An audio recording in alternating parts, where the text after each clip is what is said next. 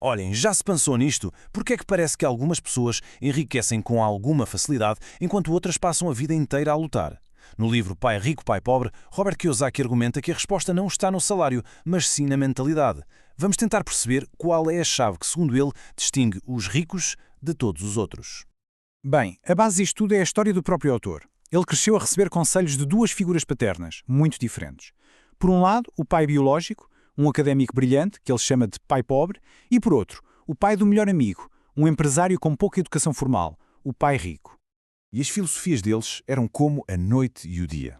Um defendia a segurança de um emprego estável, sabem? O caminho mais tradicional.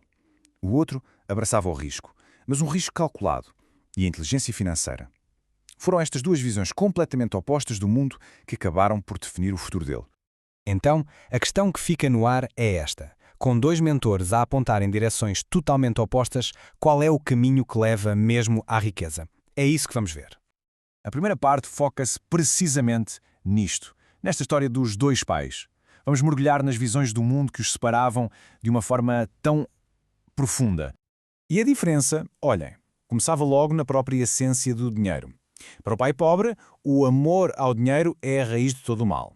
Já para o pai rico, a falta de dinheiro é a raiz de todo o mal. E esta crença, que parece pequena, muda absolutamente tudo. E agora, a segunda parte, a armadilha da segurança. Vamos analisar o caminho convencional, aquele que se calhar vai soar muito familiar a quase todos nós. É o conselho que a maioria das pessoas ouviu a vida toda. Estuda, tira boas notas, arranja um emprego seguro. É quase como um guião para uma vida estável, o caminho que supostamente é o seguro. Mas na visão do pai rico, e este caminho que parece tão seguro, é na verdade uma armadilha.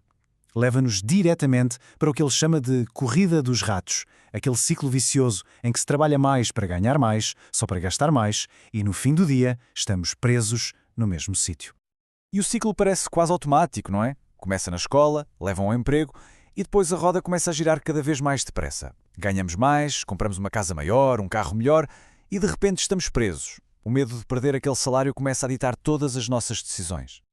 Ok, terceira parte, a primeira lição. E agora entramos na filosofia do pai rico. E a sua lição mais importante não veio de um livro, não. Veio de uma experiência muito, muito real. Imaginem, com apenas 9 anos, o Robert pediu ao pai rico para o ensinar a ficar rico. E a resposta? Um emprego. A limpar latas numa loja por 10 cêntimos à hora. 3 horas todos os sábados.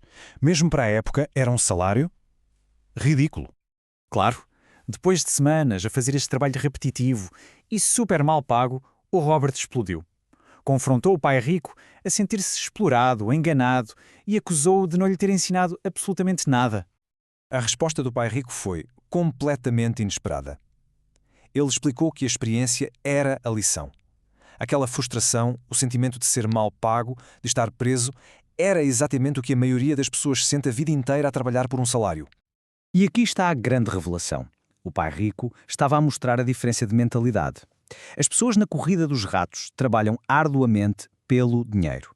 Os ricos, pelo contrário, aprendem a fazer com que o dinheiro trabalhe arduamente para eles.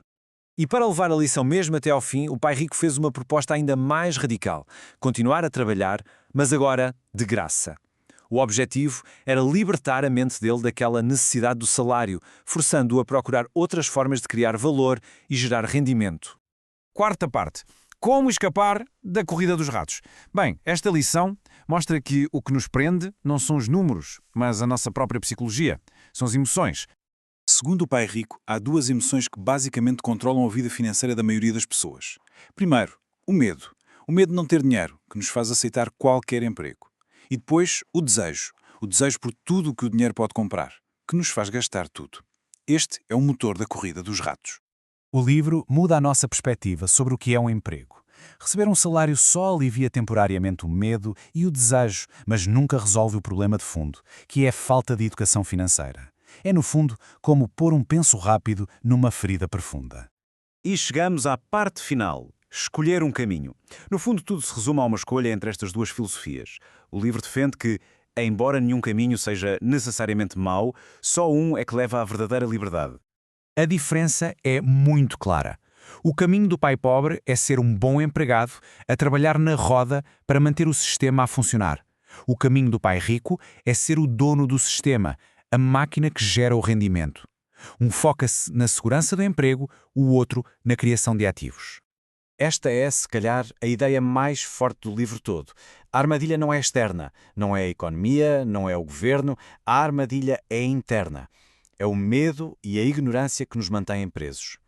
Portanto, a verdadeira lição é que a liberdade financeira não começa com um salário maior. Começa na nossa mente.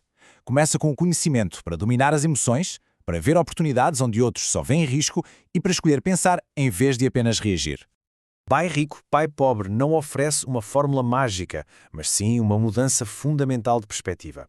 Apresenta-nos dois caminhos. A questão final é simples.